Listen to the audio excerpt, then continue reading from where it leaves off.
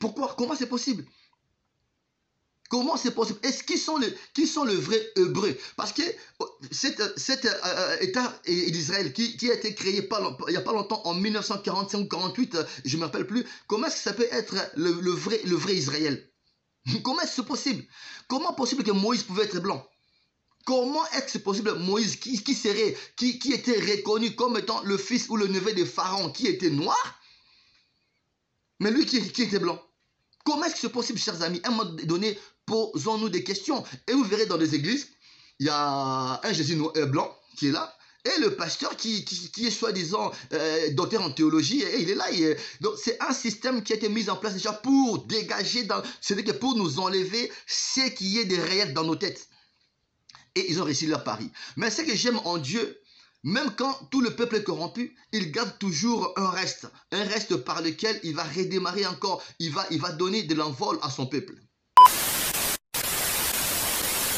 Les ongles et le cheveu. Donc la chevelure, c'est toute une personne, c'est une personnalité, c'est une âme. Voilà pourquoi les femmes africaines, vous portez par moments des choses qui ne vous appartiennent pas. Vous portez le vide des autres, le problème des autres, les gens qui sont morts. Tu ne sais pas comment est-ce qu'il est mort. Non, c'est les cabellos. Et puis, vous achetez de malédictions trop chères. Non, c'est les cabellos, c'est la mode. Pourquoi les femmes blanches ne mettent pas de cabellos? Pourquoi c'est que vous? Pourquoi que vous? Vous portez le problème des autres. Une femme, je ne sais pas qui est mort, qui est décédée, parce que ce sont les cheveux, ce sont de vrais, le cabello, ce sont de vrais cheveux. Donc, ça veut dire que dans le cheveu, tout ce qui pousse naturellement dans l'homme est la vie de cet homme-là, a la vie de cet homme-là, a l'âme de cet homme-là. Le cheveu, les ongles. Si même un habit, tu ne peux pas porter l'habit de l'autre. C'est paradoxal. On a du mal à porter l'habit de l'autre parce que c'est l'habit de l'autre. Mais on est à l'aise quand on porte les yams de Bandundu mis ensemble. Mais la guerre de l'Est serait déjà finie. La guerre de l'Est serait finie. Parce qu'ils nous ont mis dans notre tête que c'est mauvais, ça c'est mauvais, l'indica c'est mauvais, c'est la magie. Tout ce qui est de nous est magie et sorcière, n'est pas bien tout ce qui est de nous. Mais le téléphone que vous utilisez, l'avion que nous prenons, la voiture que nous conduisons, chers amis, comment pouvons-nous être aussi naïfs jusqu'à ce point, jusqu'à aujourd'hui? Comment pouvons-nous être aussi naïfs jusqu'à aujourd'hui? Ne pouvons-nous pas approcher Mwandansemi avec des techniciens? Mettons-nous ensemble, cherchons les Kansonda, les Mwandansemi, mettons-nous ensemble. Comment pouvons-nous développer ces choses pour défendre la nation? C'est ça nos spiritualités qu'on a laissé tomber. Mwandansemi appelle Jésus de la Bible grand maître. Grand maître Isaïa, grand maître. Donc ça veut dire que notre spiritualité repose sur la Bible. Chers amis, la Bible c'est notre histoire, nous sommes le vrai Hébreu. Qui était un garde-fou du roi. Il y avait aussi une armée dont le roi pouvait être destitué n'importe quand. Si c'est conduisait mal, en cas d'abus de pouvoir, le roi pouvait être destitué facilement. Le système politique du maréchal Mobutu, c'est un système qui nous correspond. Bon, je ne dis pas tous les systèmes, pas de tueries et de prisonniers politiques, non. Mais un système où le pouvoir du chef est absolu. Comme il disait, le respect dit à un chef était sacré parce que le chef spirituel il représentait Dieu, parce qu'il constituait le prophète. Il recevait toutes les directives du royaume chez le prophète, dans le royaume Congo. Mais aujourd'hui, voilà que j'ai dit aux Congolais, arrêtons, parce que ce système ne nous correspond pas. Si Faïlou, Félix Antoine Tshisekedi, Bemba, qu'est-ce qui leur manque, par exemple, de se mettre ensemble pour réfléchir pour l'avenir de la République? Qu'est-ce qu'il vous manque? Qu'est-ce qu'il vous manque? Si ce n'est que vos intérêts perso, qu'est-ce qu'il vous manque? Et derrière chaque acteur politique, il y a des gens qui veulent qu'il arrive au pouvoir pour avoir de postes. L'intérêt n'est pas général. L'intérêt est communautaire et sectaire. Qu'est-ce qu'il vous manque? Parce que le système politique qu'on avait, nous, qui nous correspond, consiste à ce que tout le monde se mette ensemble pour réfléchir sur l'avenir du royaume, du pays.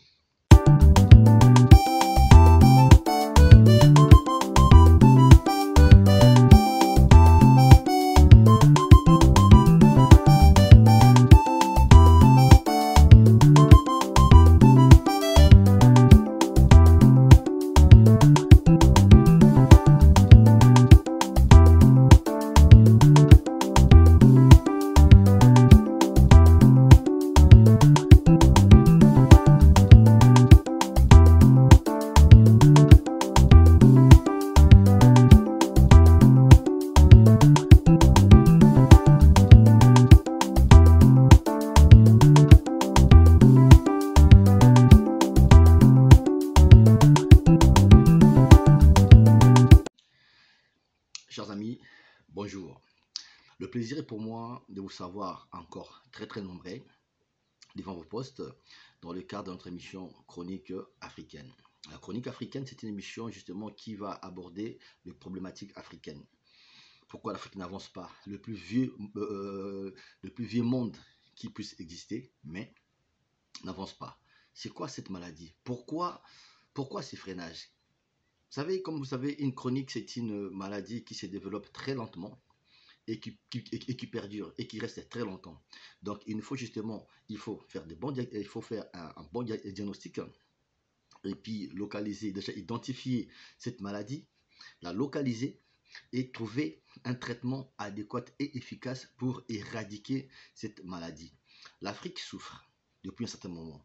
Au cours de cette émission, nous allons comprendre, vous et nous allons comprendre, nous allons essayer d'analyser ensemble depuis quand, qu'est-ce qui fait, c'est quoi cette chronique, c'est quoi cette maladie, c'est quoi cet élément de nuisance de l'Afrique.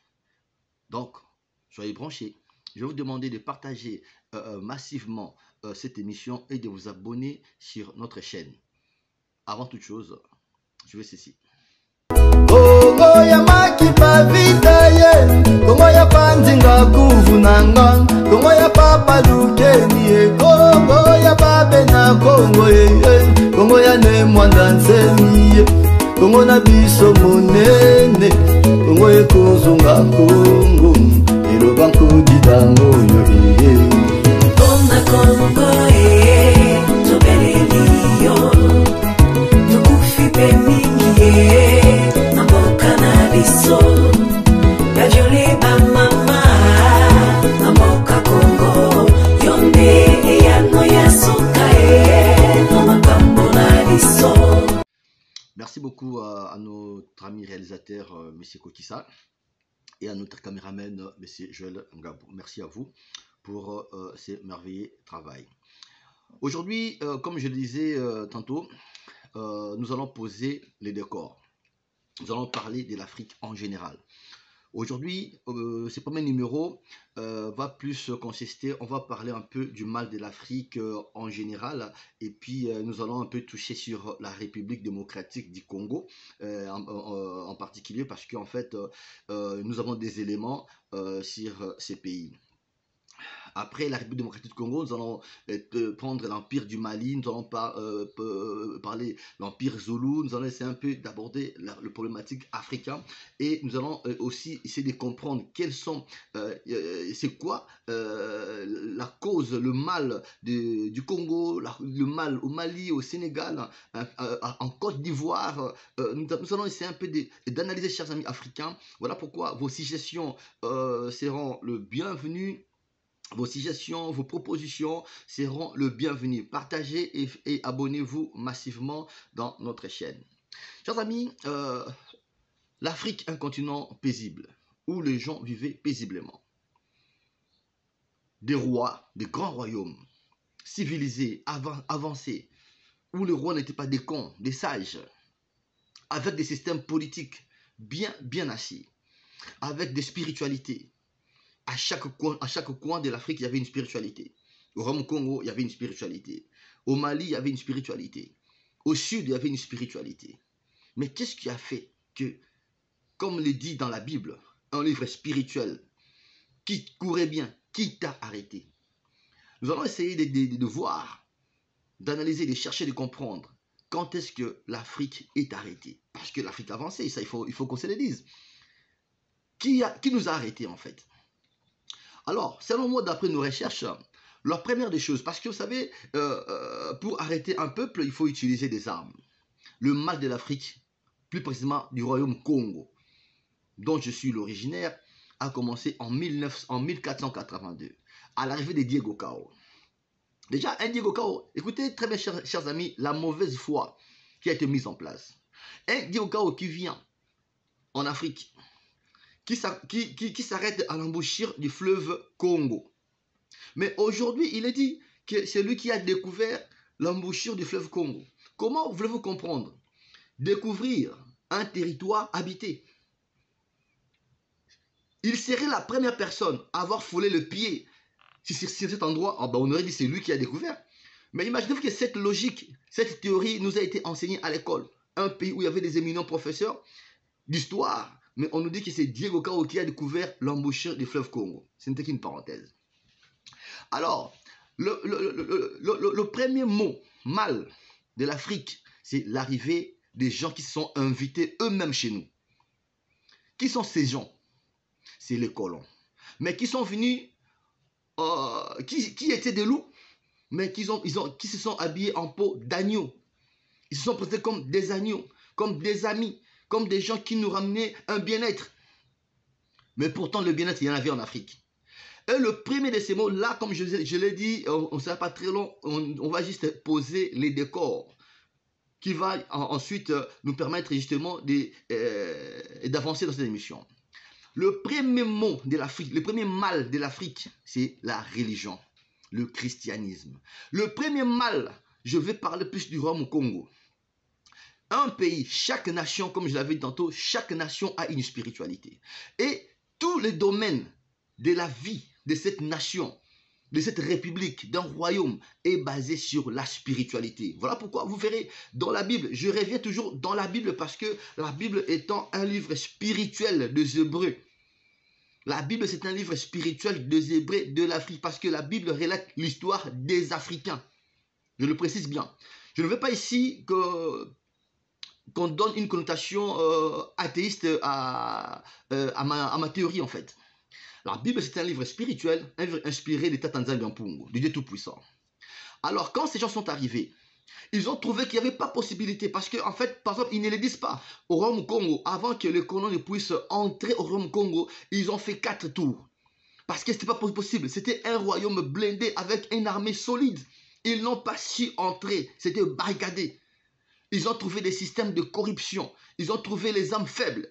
Ils ont corrompu pour avoir accès au royaume Congo. Ils sont entrés au royaume Congo, chers amis. Mais il était difficile justement de convaincre ces gens-là. Il était difficile de les anéantir facilement. Il fallait trouver un moyen. C'est quoi le moyen? Trouver un moyen, c'était quoi? C'était un moyen, la religion. Ils ont trouvé un moyen ils ont étudié que ces gens, ils croient en Dieu. Ils ont une spiritualité, ils ont une croyance. Donc nous devons, pour les approcher, il faut leur apporter quelque chose d'aussi proche de leur spiritualité, mais les détourner en fait. Ils ont ramené le christianisme, avec au début le catholicisme. Le christianisme, comme je vais vous le dire et le prouver, le christianisme est le premier mal de l'Afrique. Là, je ne parle pas de la Bible qui est un livre spirituel. Je parle du christianisme, le système qui a été mis en place comme étant arme pour détruire l'Afrique. Et cette arme consistait à dire à nos ancêtres que tout est mauvais. Tout ce que vous faites là est mauvais. Toute votre spiritualité est mauvaise. Parce que comme on le dit aujourd'hui, ils vont nous faire croire que l'Afrique ou le royaume Congo, par exemple, était polythéiste. Non. Le royaume Congo était monothéiste. Nos ancêtres croyaient à un seul Dieu. Tata Nzambe Mpungu, Tulendo, donc le Dieu tout-puissant. Et avant l'arrivée de ces gens-là, avant l'arrivée du catholicisme, nos ancêtres, mes ancêtres à moi, je suis Nyanga, un Congo. Déjà, ils priaient Mukumbwase et moi et mon Père Vialongo. Donc, déjà, ils priaient au nom du Père, du Fils et du Saint-Esprit, en français. Donc, Anyanga, Mukumbwase et moi et mon Père Vialongo. Comment connaissait-il ça? Ça, c'est avant l'arrivée des colons, avant l'arrivée du christianisme. Parce que dans le royaume Congo, il y avait aussi des révolutionnaires, il y avait des opposants, comme Kimpavita, comme Kimbangu. Ils ont compris que non, nous, on a une spiritualité. Nous, on a la connaissance de la Bible. On a une spiritualité. Mais ce que vous nous ramenez est contraire à ce que nous, on nous a appris. Ah oui, c'est ça. Les gens se sont levés. Kimpavita, Machua, Kimbangu se sont levés pour dire non à cette nouvelle religion. Et ces gens, comme vous le savez, avec les impérialistes, ces gens devaient être mis à mort. Ils ont été traités de sorciers, mis en prison. Alors, avant d'en arriver là, comment est-ce qu'ils ont fait pour convaincre le roi Nzingankou? Parce qu'en fait, l'histoire qu'ils ont créée, eux, veulent que ils font passer le roi comme un con qui a été convaincu aussi facilement d'abandonner sa spiritualité sur quoi reposait son pouvoir et même la puissance du royaume. Parce que c'était un royaume qui était déjà avancé. Le royaume Congo était un royaume avancé, un royaume structuré dans lequel il y avait des écoles. Il y avait des écoles de médecine. Il y avait, je dis bien, école de médecine au royaume Congo. Il y avait une école de médecine. Il y avait une administration. Il y avait une armée. Il y avait un ministère des armées. Je dis bien un ministère des armées avec un grand chef de guerre. Il y avait un ministère de la défense au royaume Congo. Il y avait un ministère de culture. Il y en avait au royaume Congo. C'est le 4 principaux ministères qu'il y avait dans le royaume Congo. Parce que le royaume s'attachait à la culture. Et toutes tout ça était basé sur la spiritualité. Et le roi était le chef spirituel parce que le roi consultait toujours les sages ou les prophètes que j'avais dit qu'on appelait les Ndoki. Ndoki, ce n'est pas aujourd'hui, on a donné une connotation négative, péjorative au mot Ndoki. Ndoki, c'est qu'on appelle aujourd'hui le prophète. Les gens qui avaient des pouvoirs surnaturels pouvaient communiquer avec Dieu et amener pour en fait communiquer avec Dieu pour la direction du royaume. Moïse était un Ndoki. C'est ça en fait. Donc ils ont donné tout ce qui était à nous. Donc c'est ça le christianisme. C'était ça la base du christianisme. Tout ce qui est à nous est mauvais. Notre façon de nous habiller est mauvais. Tout est mauvais. Voilà pourquoi même aujourd'hui, les femmes africaines veulent ressembler aux blanches. Veulent ressembler, notre façon de nous habiller, de faire les choses est mauvaise. Tout était mauvaise. Il fallait les abandonner au profit de ceux qui nous ont ramenés. Le christianisme, une arme fatale contre l'Afrique. Mais on ne le dit pas. Le christianisme occidental, une arme fatale contre le développement de l'Afrique. Attendez, aujourd'hui, la question que je me pose, je dis bien le christianisme occidental. Parce que nous devons mettre en fait un décor. La Bible n'est pas un livre occidental. La Bible, parce que, comme je l'ai dit, la Bible c'est un livre spirituel.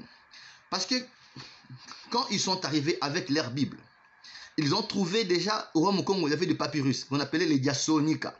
Diasonica et Komeli, le papyrus. Ils en ont trouvé au royaume Congo. Parce que les Nyanga, le peuple Nyanga, viennent de l'Égypte en fait. Moi je suis un Nyanga, je connais un peu mon histoire. Les Nyanga, comme on les appelle, les Nyanga viennent de l'Égypte. Ils viennent de l'Égypte. Donc une partie des Nyanga sont restés en Zimbabwe, une partie des Nyanga au Nigeria, une partie des Nyanga sont en Afrique du Sud, Banaba Zulu. Donc, ça fait dire que voilà pourquoi dans le royaume Congo, quand le colon est arrivé avec ce christianisme occidental, les premières personnes qui se sont opposées justement à cette religion occidentale, christianisme occidental, ce sont les Nyanga, Mavitankipa, Takimbangu, Machua et les autres. Parce qu'ils ont compris que ce que nous avons, ce qui est écrit, nos écrits, ce que nous avons, ne correspond pas à ce que vous nous dites. Parce qu'aujourd'hui même, si quand même ces gens-là, qu'on traite de cons, des gens pas intelligents, si ces gens-là pouvaient comprendre que cette religion ne nous correspondait pas, pourquoi pas nous aujourd'hui? Pourquoi on ne se pose pas des questions, de vraies questions? Je vois aujourd'hui des pasteurs, des éminents pasteurs, moi je suis docteur en théologie, j'ai fait la théologie luthérienne. Déjà, il y a combien de théologies? Réfléchissons un peu. C'est quoi la merde de ces théologies? Luthérienne, baptiste, catholique, machin, toutes ces théologies, c'est quoi la bonne? Et comment pouvez-vous comprendre un livre des Hébreux, un livre hébreu, mais avec des acteurs français et anglais, John, Matthieu, Jean, sous prétexte que ces noms étaient francisés. Pourquoi est-ce que nos noms ne sont pas francisés? Pourquoi est-ce que Mbouilou Mwanda est toujours Mbouilou Mwanda aujourd'hui? Pourquoi ils n'ont pas réussi à franciser mon nom? Pourquoi? Parce qu'ils ont... Pourquoi est-ce que la Bible a été blanchie? Parce que je vous dis que ça, on va en revenir. La Bible a été blanchie après la Révolution française. Voilà pourquoi vous irez, si vous irez chez les orthodoxes, il y a encore des orthodoxes qui gardent justement la version officielle de la Bible. Et même dans certaines églises catholiques orthodoxes, vous trouverez encore la Vierge Marie noire avec un Jésus noir. Comment voulez-vous que le nom du Messie soit Jésus? Dieu qui parle aux Hébreux. Mais le Messie, il donne aux Hébreux le nom de son fils qui sera le Messie, mais un nom d'origine grecque et latine. Mais vous qui êtes des éminents professeurs en théologie, comment ne pouvons-nous pas à un moment donné nous arrêter et réfléchir et nous poser des bonnes questions? Pourquoi? Comment c'est possible? Comment c'est possible? Est-ce qui sont le vrai Hébreu? Parce que cet État d'Israël qui a été créé il n'y a pas longtemps, en 1945 ou 48, je ne me rappelle plus, comment est-ce que ça peut être le vrai Israël? Comment est-ce possible? Comment possible que Moïse pouvait être blanc? Comment est-ce possible Moïse qui était reconnu comme étant le fils ou le neveu de Pharaon qui était noir, mais lui qui était blanc? Comment est-ce que c'est possible, chers amis? À un moment donné, posons-nous des questions. Et vous verrez dans les églises, il y a un Jésus blanc qui est là, et le pasteur qui est soi-disant docteur en théologie, et il est là. Donc c'est un système qui a été mis en place déjà pour dégager, c'est-à-dire que pour nous enlever ce qui est des réels dans nos têtes. Et ils ont réussi leur pari. Mais ce que j'aime en Dieu, même quand tout le peuple est corrompu, il garde toujours un reste par lequel il va redémarrer encore, il va donner de l'envol à son peuple. Voilà pourquoi j'ai dit on est Congo. Les Congo, vous avez une grande responsabilité. Une grande responsabilité pour le développement du Congo. Parce que c'est vous qui êtes les gardiens du temple. Plus précisément, vous les Nyanga. Les gardiens du temple, c'est vous. Parce que c'est vous qui avez la connaissance de la spiritualité. Et comme je disais, quand ils sont arrivés, ils ont trouvé un royaume structuré. Avec une spiritualité, tout reposé sur la spiritualité. C'est pas qu'ils nous ont tout ramené, non. Dans le royaume Congo, il y avait un ministère de culture. Il y avait un ministère de défense, de la défense. Il y avait un chef de guerre. Il y avait un ministère de santé. C'était un royaume structuré. Il y avait une école de médecine au royaume Congo. Une école de médecine au royaume Congo. Une école de spiritualité au royaume Congo. Parce qu'il fallait transmettre la connaissance spirituelle aux autres générations. Ils ont tout tué. Regardez, aujourd'hui, tout ce qui est à nous est mauvais. Même aujourd'hui, voilà pourquoi même nos femmes ont ce complexe-là d'être eux-mêmes. Il faut mettre des plantes. Mais comment tu mets une plante? Parce que, vous savez, même dans la Bible, Jacob dit, quand Dieu va vous délivrer, quand vous rentrerez à la terre promise, ne laissez pas mes ossements ici. Ne laissez pas mes ossements ici. Quand nous grandissions, quand une personne mourait, il fallait qu'il aille être enterré dans son village. On faisait quoi? On coupait les ongles parce qu'on supposait que la route elle est longue et que le corps pouvait aller se décomposer. Alors qu'est-ce qu'on faisait? On coupait les ongles et les cheveux. Les ongles et les cheveux. Donc la chevelure, c'est toute une personne. C'est une personnalité. C'est une âme. Voilà pourquoi les femmes africaines, vous portez par moments des choses qui ne vous appartiennent pas. Vous portez le vie des autres, le problème des autres, les gens qui sont morts. Tu ne sais pas comment est-ce qu'il est mort. Non, c'est les cabellos. Et vous achetez de malédictions trop chères. Non, c'est les cabellos, c'est la mode. Pourquoi les femmes blanches ne mettent pas de cabellos? Pourquoi c'est que vous? Pourquoi que vous? Vous portez le problème des autres. Une femme, je ne sais pas qui est mort, qui est décédée, parce que ce sont les cheveux, ce sont de vrais, le cabello, ce sont de vrais cheveux. Donc, ça veut dire que dans le cheveu, tout ce qui pousse naturellement dans l'homme est la vie de cet homme-là, a la vie de cet homme-là, a l'âme de cet homme-là. Le cheveu, les ongles. Si même un habit, tu ne peux pas porter l'habit de l'autre. C'est paradoxal. On a du mal à porter l'habit de l'autre parce que c'est l'habit de l'autre. Mais on est à l'aise quand on porte le cheveu des autres. Même actuellement, il y a des ongles naturels des autres. Et on est là piatou, on est fiers de le porter. Ça, c'est le travail du christianisme, entre autres. De l'homme blanc, comme on les appelle. Tout chez nous était mauvais. On ne se pose pas des questions. Il faut se poser des questions et nous les donner. Comment voulez-vous qu'on évolue? Le christianisme et la religion veut que tout de nous est mauvais. Regardez un peu. Au lieu d'approcher Mwandansem, Nkaka, il a un handicap. Et on se moque d'Indika. L'Indika, pour ceux qui ne savent pas, c'est nous avons chez nous un prophète, Mwandansemi, qui est né Congo, qui développe, qui a lui la connaissance d'une arme spirituelle à partir de noix de palme.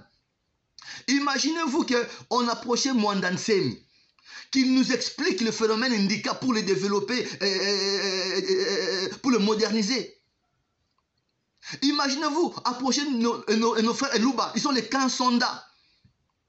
Nos frères Batete, là, je sais pas, ils sont les Yam. Maintenant, imaginez-vous ces trois armes-là, l'Indika de Mwandansemi, les Kansonda, les Yam de Bandundu, mis ensemble. Mais la guerre de l'Est serait déjà finie. La guerre de l'Est serait finie. Parce qu'ils nous ont mis dans notre tête que c'est mauvais, ça c'est mauvais, l'Indika c'est mauvais, c'est la magie. Tout ce qui est de nous est magie et sorcière, n'est pas bien, tout ce qui est de nous. Mais le téléphone que vous utilisez, l'avion que nous prenons, le voiture que nous conduisons, chers amis, comment pouvons-nous être aussi naïfs jusqu'à ce point, jusqu'à aujourd'hui? Comment pouvons-nous être aussi naïfs jusqu'à aujourd'hui? Ne pouvons-nous pas approcher Mwandansemi avec des techniciens? Mettons-nous ensemble, cherchons les Kansonda, les Mwandansemi, mettons-nous ensemble. Comment pouvons-nous développer ces choses pour défendre la nation? C'est ça nos spiritualités qu'on a laissé tomber. Mwandansemi appelle Jésus de la Bible grand maître. Grand maître Isaïa, grand maître. Donc ça veut dire que notre spiritualité repose sur la Bible. Chers amis, la Bible c'est notre histoire, nous sommes le vrai Hébreu. À un moment donné, un peuple doit s'arrêter et réfléchir. Réfléchir. Pourquoi quand ils sont arrivés, ils changent le nom du Congo en C, Congo. Derrière chaque nom, il y a un esprit. Même ça, le chef spirituel, vous le pasteur, les éminents pasteurs, le docteur, vous ne pouvez pas vous en rendre compte. Tout commence par là, tout au commencement. C'est le premier diagnostic, le commencement, là, notre spiritualité. Même les noms Congo reposent sur la spiritualité, c'est Dieu lui-même Congo. Africains en général, nous devons revenir chercher quels étaient nos spiritualités. On a encore des gens dans nos pays qui ont le secret de nos spiritualités. J'essaie de nommer mon ancien. Allez au Bas-Congo, allez au Congo central. Il y a encore des gens qui connaissent, qui ont la connaissance de nos spiritualités. Qui ont traité des Ndoki, de la magie. Tout ce qui est à nous est magie. Tout ce qui est mystique est magie. Imaginez-vous, quand je vous dis par exemple que dans le royaume Congo, il y avait des écoles. Et ils nous disent que ce sont eux qui nous ont tout appris. Non. Même le système politique, c'est aussi une arme. Parce que si tu dois aller à l'ouest, tu vas au nord, tu te perds. Parce que ta boussole t'indique. Donc, s'ils t'inversent ta boussole, ils inversent le monde de ta boussole, le nord sera le sud, tu vas te perdre. Il faut enlever nos enfants. Il faut enlever dans la tête de nos enfants qu'on ne connaissait rien, qu'on était nus, qu'on n'avait pas de connaissances, pas de civilisation. C'est faux. Parce que la civilisation a commencé en Afrique, par l'Égypte. Et les Nyanga que nous sommes, les Nyanga ont ramené tout ce qu'ils ont appris en Égypte parce qu'ils étaient esclaves en Égypte. Ça, c'est une histoire vraie. Quand je dis que le royaume Congo était structuré, comment voulez-vous comprendre si ils nous disent, si vous croyez que nous étions nuls? Comment voulez-vous comprendre aujourd'hui? Ce n'est pas moi qui l'ai dit. C'est les historiens. L'objet mathématique le plus ancien du monde, l'élément mathématique le plus ancien du monde, l'os du Tchango, a été retrouvé où? Au Congo. Congo central. Et c'est par cet élément mathématique qu'ils ont fabriqué des iPads, des tablettes, des téléphones. C'est cet élément mathématique qui est la base du développement technologique aujourd'hui. Trouvé au Congo central, vers le Madimba par là. Je vous ai dit ici autrefois, pourquoi est-ce qu'ils ne veulent pas des recherches archéologiques au Congo central? Ils savent le pourquoi. Comment ça, on ne connaissait rien? On avait une écriture. Dans le royaume Congo, il y avait une écriture. Le Mandombe existait, il y avait une écriture. Et si vous prenez l'élément mathématique qui existait, vous verrez le chiffre que les Romains se sont attribués. les chiffres romains. Comment voulez-vous un royaume qui avait une monnaie, qui avait de l'administration, mais pas d'écriture? Comment expliquez-vous? Si on avait une administration, on avait une monnaie, on avait un parlement, comment pouvez-vous faire des choses sans écriture? Le système politique ne nous correspond pas. Le système politique actuel ne nous correspond pas. La démocratie. Pourquoi? Écoutez, si réellement, parce que dans le Royaume Congo, il n'y avait pas des opposants. Tout le monde, ça veut dire qu'il y avait un comité des sages qui se réunissait quand il y avait des grands problèmes dans le royaume pour trouver des solutions dans de grands problèmes du royaume. Ils se réunissaient. Et le roi leur faisait confiance. Ce sont eux qui mettaient en place le roi, qui choisissaient le roi. Parce que la succession au royaume Congo ne se faisait pas du père en fils. Donc c'était un royaume déjà démocratique avant l'arrivée de la démocratie. Donc la démocratie n'est pas nouveau pour nous, Congo. Non. Mais ce n'était pas une démocratie à l'occidental.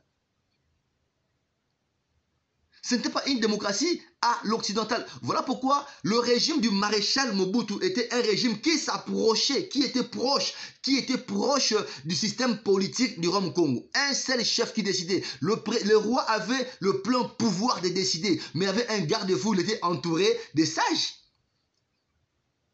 qui peut aussi se substituer au Parlement, qui contrôlait le roi, qui était un garde-fou du roi. Il y avait aussi une armée. Donc le roi pouvait être destitué n'importe quand. Si c'est conduisait mal, en cas d'abus de pouvoir, le roi pouvait être destitué facilement. Le système politique du maréchal Mobutu, c'est un système qui nous correspond. Bon, je ne dis pas tous les systèmes, pas de tueries et de prisonniers politiques, non. Mais un système où le pouvoir du chef est absolu, comme il disait, le respect dit à un chef était sacré parce que le chef spirituel représentait Dieu, parce qu'il constituait le prophète. Il recevait toutes les directives du royaume chez le prophète, dans le royaume Congo.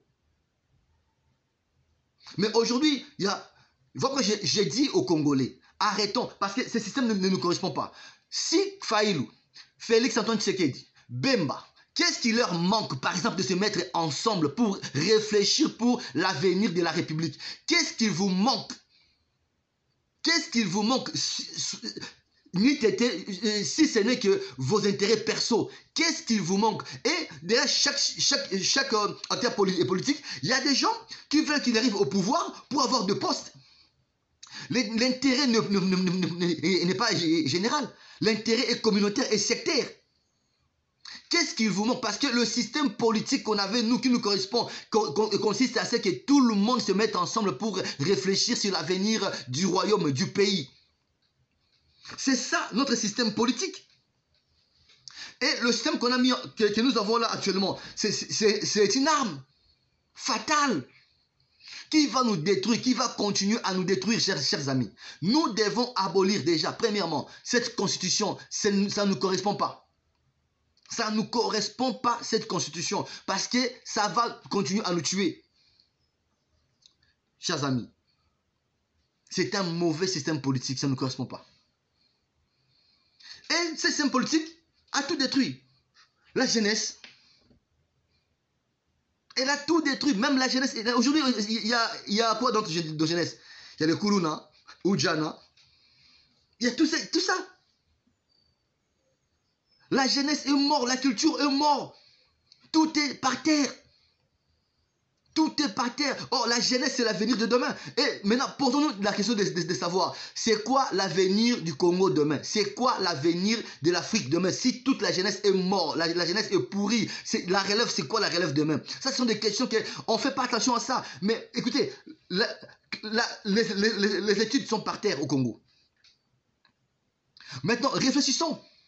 Cette jeunesse de Kuluna, de Ujana, où le système éducatif est pourri. C'est quoi l'avenir du Congo demain? C'est quoi l'avenir du Congo? Les gens qui prient du matin au soir, ils sont là dans les églises. Il n'y a aucun pays au monde qui s'est développé que par la prière. Ça n'existait pas. C'est par le travail et la réflexion. Le travail et la réflexion. Regardez-moi, c'est quoi la relève de demain pour la République démocratique en particulier et pour l'Afrique en général? Une jeunesse pourrie. Le maire se foutu. Le maire se foutu. Et vous savez, le maire se foutu. Une culture, quand j'entends par exemple nos musiciens, chers amis musiciens, quand vous vous plaignez du fait que le combattant ici en Europe ne veulent plus que vous jouez, sous prétexte que non, notre culture est tentée de... Quelle culture est tentée de mourir? On tue la culture. C'est quoi la culture qu'on tue? Cette culture qui consiste à dénider nos femmes. Aujourd'hui, la femme congolaise est traitée avec légèreté. Pourquoi? À cause de vous. Vous l'avez dénidée pendant toutes ces années. Vos danseuses sont dénidées pendant toutes... Donc, vous avez dénidé et dénigré la femme congolaise. Le corps d'une femme est sacré. C'est ça la culture. Maman peut s'assima. Papa peut t'attendre. C'est ça la culture. Si me colis, c'est ça la culture. Chers amis, à un moment donné, on doit réfléchir. C'est ça. Regardez par vous-même les danses de nos musiciens. Chaque jour, il y a des gens, aujourd'hui même des jeunes, qui réfléchissent comment créer une chanson pornographique. Et avec des danses pornographiques. C'est la culture. C'est ça la culture que vous dites que non, que vous voulez transmettre. C'est ça la culture. Moi, je salue Oisé quoi. Il y a Jossard qui respecte au moins, au minimum, l'air danseuse. Il y a des gens que vous connaissez, je ne vais pas ici citer les noms, qui dénigrent la femme africaine tous les jours. Moi, je suis né, j'ai trouvé, il y avait le vieil qui avait reçu des danseuses, mais qui n'était pas dénigré à ce point-là. Bien évidemment, il y a des tennis et des scènes, mais pas à ce point-là. On le voit chez Oisé quoi. On le voit chez New Kalongo. Leurs danseuses ont des tennis de scène, mais des tennis respectables.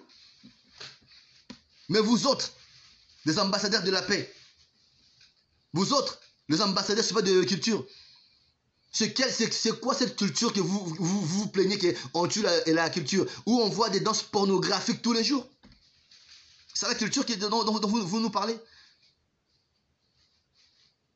Voilà, ça c'est l'arme de la destruction. C'est ça qui a créé des Kuluna, des Ujana. C'est ça en fait. Chers amis. Et personne ne me dirait le contraire. Depuis que, loin de moi, l'idée de dire que non, ben écoutez, ça doit rester comme ça, ça doit prendre fin un jour. Mais loin de moi, l'idée de dire que la musique ne peut pas y répondre. Mais à un moment donné, même l'Angleterre, quand rien ne marchait, on ne dansait pas. Parce que vous posez la question, vous dites que non, mais tout le monde fait leur travail, pourquoi que nous, le médecin fait leur travail, le peintre, oui, mais justement parce que vous, un peintre ne traîne pas une masse, un médecin ne traîne pas une masse, mais vous, votre métier, vous traînez, vous êtes des leaders des opinions, les gens vous suivent, justement. Un peuple qui est dans la jouissance ne réfléchit pas. Un peuple qui est dans la jouissance ne réfléchit pas. Or, le moment où nous traversons, le Congo traverse, c'est un moment où nous devons réfléchir. C'est un moment de réflexion, pas un moment de danser. Voilà pourquoi la Bible dit qu'il est mieux d'aller dans une maison de deuil que dans une maison de fête. Parce que dans une maison de deuil, ça te permet de réfléchir. Regardez un peu vos danses, vous les musiciens, vous qui vous plaignez. Depuis qu'il n'y a plus la musique ici, très sincèrement, la plupart des enfants, les taux d'obtention des diplômes des enfants congolais ont augmenté. Il y a moins de filles mères. Il y a moins de filles mères. Il faut qu'on se le dise, c'est une réalité, père. Donc, je reviens, le système politique qui est mis en place en Afrique, surtout au Congo, doit s'arrêter. On doit gérer ensemble. Parce que au Congo, il n'y avait pas de l'opposition, il y avait une juxtaposition. Quand les gens n'étaient pas d'accord, les gens s'approchaient justement Donc en fait, il y avait la hiérarchie comme Massa l'avait établie. Il y avait le roi, Il y avait la première ceinture du roi. Et chaque parlementaire, chaque sage dans ce comité avait aussi une base. Et dans chaque base, il y avait encore, chacun avait encore une autre base ailleurs. Donc il y avait un groupe, comme le dit la Bible, un groupe de 100, un groupe de 10 autour du chef, un groupe de 100 autour de 10, un groupe de 1000 autour de 100, un groupe de 10 000 autour de 1000. C'était ça le système politique au Royaume Congo. Pas d'opposition. Donc ça veut dire que le problème de peuple donc atteignait le roi. Et le roi ne prenait pas seul les décisions. Le roi gérait la nation, gérait le royaume. Mais les grandes décisions étaient prises ensemble. Voilà pourquoi j'ai dit que les gens qui sont derrière le Fayilou là, le Fayilou, les Katumbi, machin, c'est pour de fin de poste. Si réellement on aime ce pays, on doit mettre en place un système politique qui fera en sorte que tout le monde se mette ensemble. Et tout le monde, tout le monde se mette ensemble pour réfléchir sur l'avenir du pays.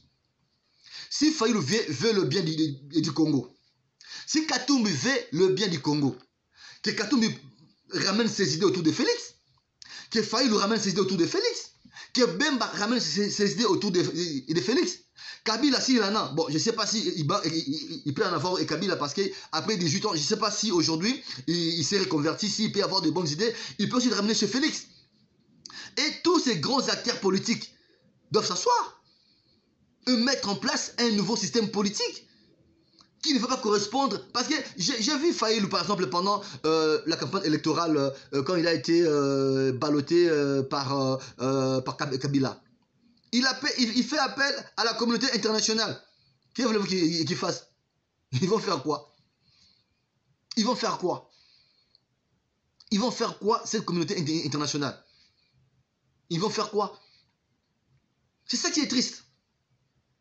On est incapable de gérer nos problèmes. On est incapable de mettre ensemble un système politique qui nous correspond. On est incapable. L'Africain est socialiste. L'Africain est communiste. L'Africain parle.